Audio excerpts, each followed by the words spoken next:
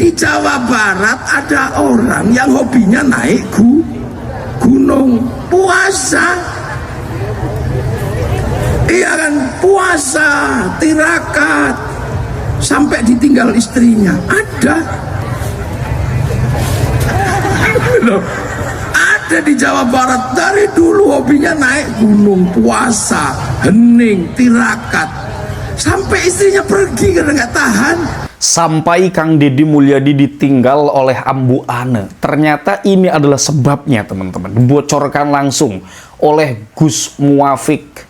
Yang ternyata setelah kita nanti lihat cuplikan video yang akan saya tampilkan, bukan cerita mengenai Ambu Ane saja.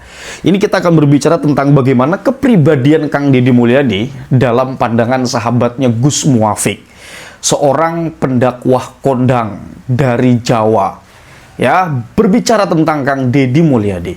Tidak berlama-lama, langsung saja kita simak di sini, teman-teman. Silahkan. Waduh, Gus Muafik membocorkan KDM itu siapa? Aktivitas beliau itu bagaimana?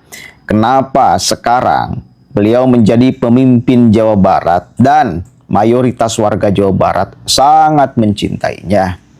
Beda pokok nama dengan pemimpin-pemimpin yang lain. Ya, auranya sangat positif. Beliau datang ke berbagai wilayah, bukan hanya Jawa Barat tetapi di luar Jawa Barat, energinya sangat kuat sekali. Orang kemudian mendekat kepadanya, orang kemudian menaruh harapan besar kepada KDM, mampu memberikan perubahan ke arah yang lebih baik, bukan hanya untuk Jawa Barat tetapi untuk Indonesia. Kenapa bisa seperti itu? Ternyata tirakatnya nih dibocorkan oleh Gus Muafik. Siapa sebetulnya KDM? Dan yakinkah kalian, wahai perempuan, janda-janda, perawan-perawan, mau nikah dengan KDM? Yang aktivitasnya mengerikan, Pak. Kalau memang orang yang hanya menginginkan kesenangan, nggak bisa dengan KDM itu. Karena sekali lagi, tirakatnya mengerikan. Beliau itu ahli puasa, ahli tirakat. Kenapa? Selalu auranya positif. Ya, bening hatinya, bening pikirannya. Maka untuk melihat orang itu dengan kebeningan-kebeningan itu, Pak. Inilah. Kita harus bersyukur ya. Jarang, Pak. Ya, pemimpin yang seperti ini sekarang tuh. Makanya puasa itu sesungguhnya ibadah yang paling populer. Di Jawa Barat yang terkenal ahli puasa misalnya Prabu Siliwangi, Sri Baduga Maharaja. Ini ahli puasa semua. Itu dulu orang-orang hebat itu ahli puasa. Makanya di Jogja ada cerita orang biasa tapi pengen punya anak hebat, mampu menjadi penguasa.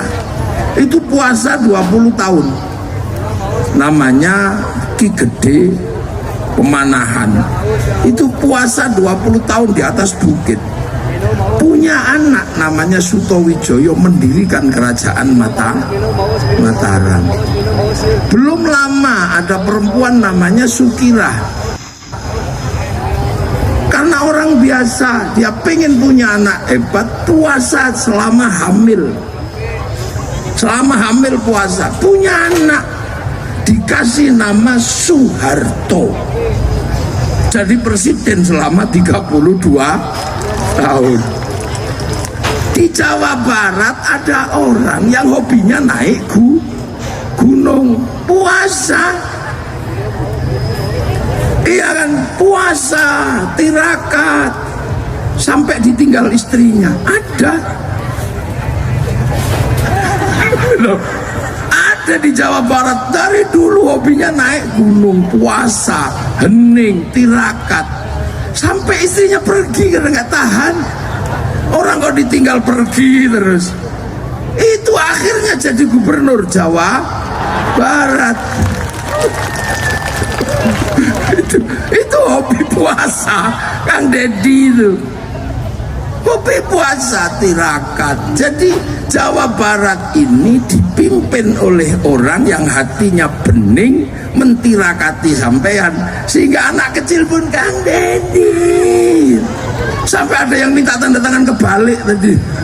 Itu apa? Energi yang diciptakan dari puasa.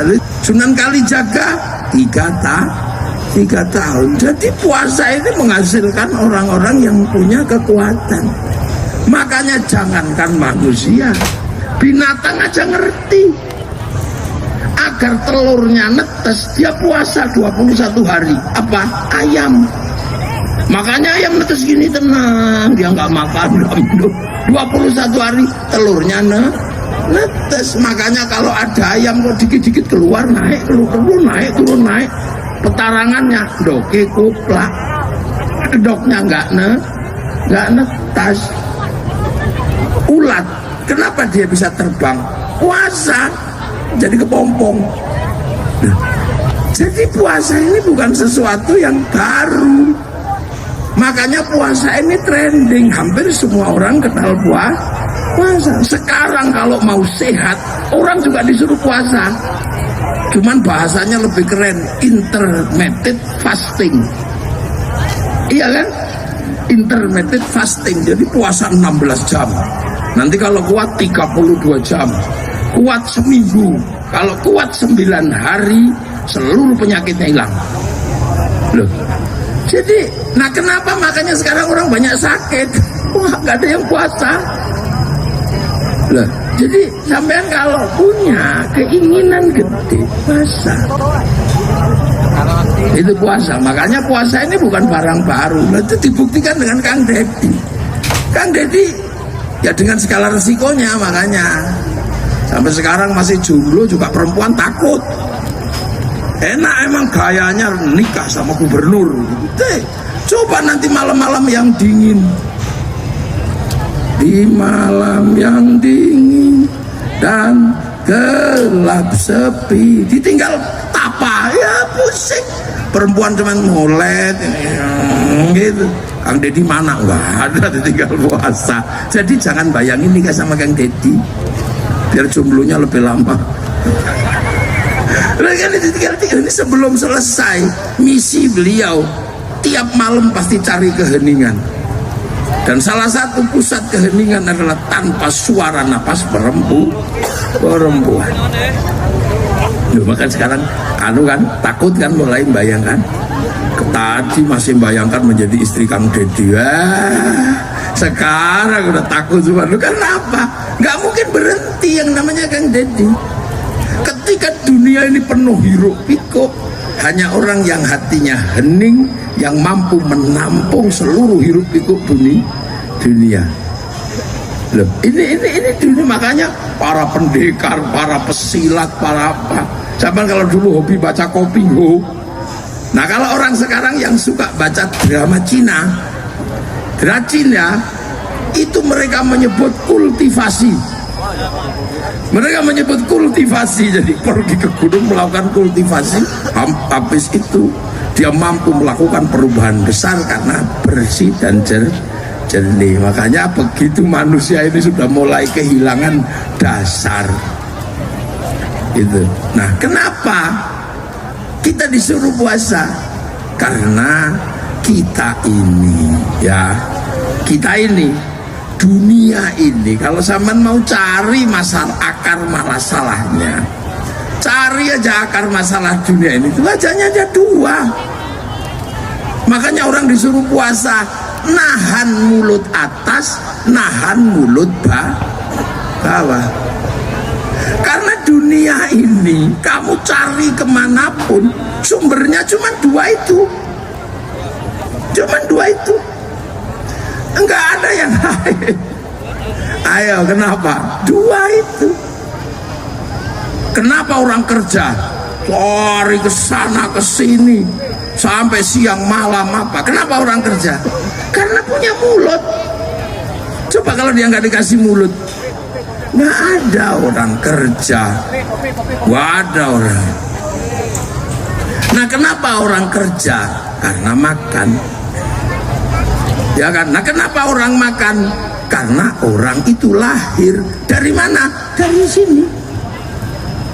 Loh iya kan? Ini semua muncul di depan saya ini, keluarnya dari mana? Dari sini. Cuman kencing doang gitu. Hasil kencingnya orang Tasik ini keluar. Hasil kerjaan mulut bawah. Dan mulut bawah ini menggerakkan seluruh dunia karena ini melahirkan manusia. Ayo, dari mana ya? Dari situ lahir manusia. Makanya itu ditata dan harus dijaga. Ngeri sekali ya. Cok, silahkan. Masih ada yang mau kepada KDM. Wanita-wanita ya, kecuali kalau wanitanya ya kemudian perempuannya ya paham, sadar bahwa ini KDM itu punya visi misi yang luar biasa untuk Indonesia.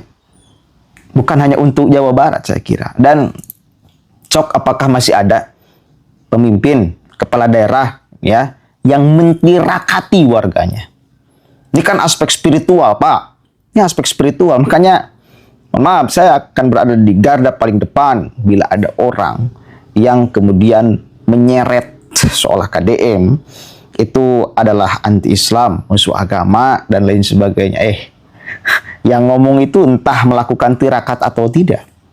Ya, berupaya untuk membuat pikiran dan hatinya bening atau tidak. Puasa Senin Kemis itu kan kita banyak mendengarkan cerita itu. Bukan hanya dari satu orang. Dan bukan keluar dari mulut KDM loh. Cerita-cerita spiritual ini.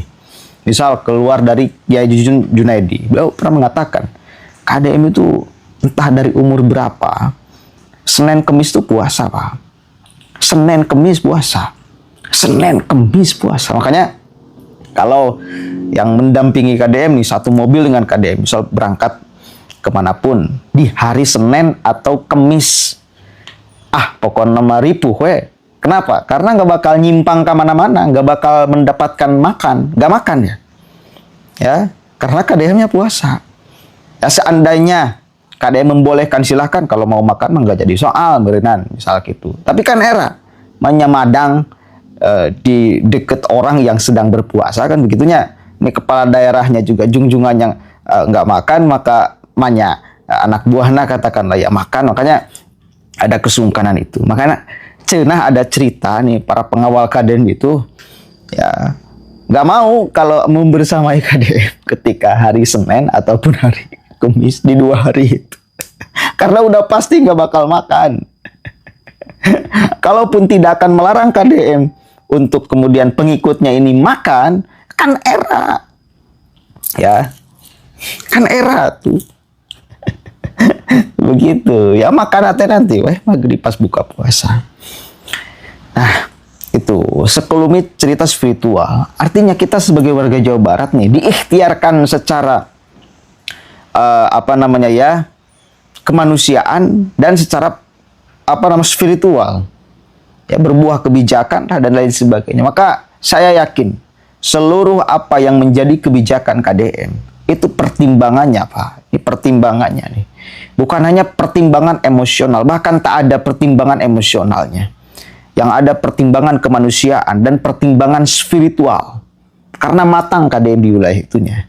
Maka tak mungkin memutuskan sesuatu berdasarkan emosional atau apalagi kepentingan siapapun aja yang akan berdampak terhadap merugikan mayoritas warga Jawa Barat. Saya kira jauh lah pokoknya. Susah. Kenapa? Karena ya lelaku beliau kita bisa melihat sama-sama. Pertimbangan kebijakan, pertimbangan tutur kata, pertimbangan sikap beliau ya ketika sekarang memimpin Jawa Barat yaitu selalu akan disandarkan pada kemanusiaan dan spiritual. Nah, kalau hanya pertimbangan kemanusiaan mungkin banyak orang yang melakukan ini. Meskipun saya kira sudah jarang lah pemimpin yang kemudian mengedepankan kemanusiaan di dalam memberikan atau membuat kebijakan. Ya, pertimbangan kemanusiaan pun sudah susah. Nah, KDM 2 pertimbangan ketika beliau membuat kebijakan. Pertimbangan kemanusiaan dan pertimbangan spiritual. Asak pokok nama. Jadi kita ini dipimpin oleh orang yang punya hati bening. Kita ditirakatan sebagai warganya. Ya kita harus bersyukur, Pak. Ya, kita harus bersyukur. Kita harus bersyukur. Allah lah pemimpin jika kita. Coba saham. Siapa? Enggak. Belum ada lagi. Belum ada lagi. Ya mudah-mudahan lahir KDM-KDM yang lain selain daripada Kang Deddy Mulyadi. Oke, itu dia teman-teman. Segala sesuatu dibocorkan kan. Karena ya pendekatan Gus Muafik kepada Kang Deddy itu pendekatannya adalah pendekatan sahabat, bukan pendekatan orang yang diundang untuk ceramah saja. Ini menariknya ya. Jadi ini juga kita teringat pada fenomena di mana pada saat Kang Deddy Mulyadi dikafir-kafirkan oleh sekelompok orang tuh dulu ya. Jadi Kang Deddy dibilang musyrik lah, dibilang anti keislaman lah, atau dan semacamnya itu. Yang saya kira orang-orang yang dulu menyerang Kang Deddy Mulyadi itu sekarang menyesal, Pak. Karena apa? Bukti mereka sehingga berani mengatakan Kang Deddy Mulyadi musyrik itu kan tidak dapat dibuktikan juga. Karena Kang Deddy Mulyadi memang bukan pelaku kemusyrikan. Coba Anda bayangkan tadi dalam cerita Gus Muafik sedikit menyindir tentang bagaimana kepribadian Kang Deddy yang rutin mengamalkan puasa Senin Kemis. Coba. Pertanyaan saya, Kang Deddy Mulyadi yang rajin puasa Senin Kemis, yang kita rata-rata di Indonesia ini, ya di dunia lah, ya kita-kita inilah, nggak usah bicara orang lain terlalu jauh. Puasa Senin Kemis jalan ke, Pak? Loh kok ini berani orang bicara Kang Deddy Mulyadi musyrik, kafir? Wah, kita.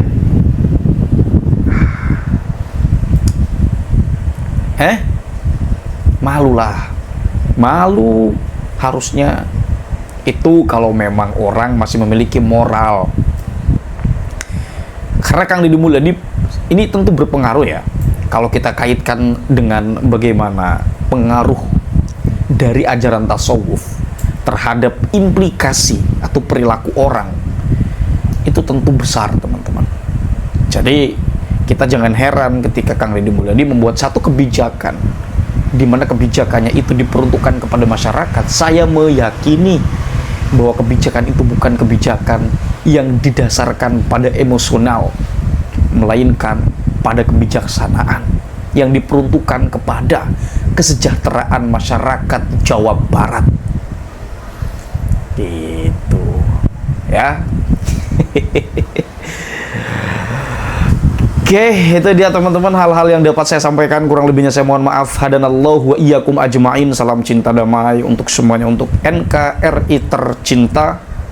Wallahu huwal muwaffiq ila aqwamit thariqin. Wassalamualaikum warahmatullahi wabarakatuh.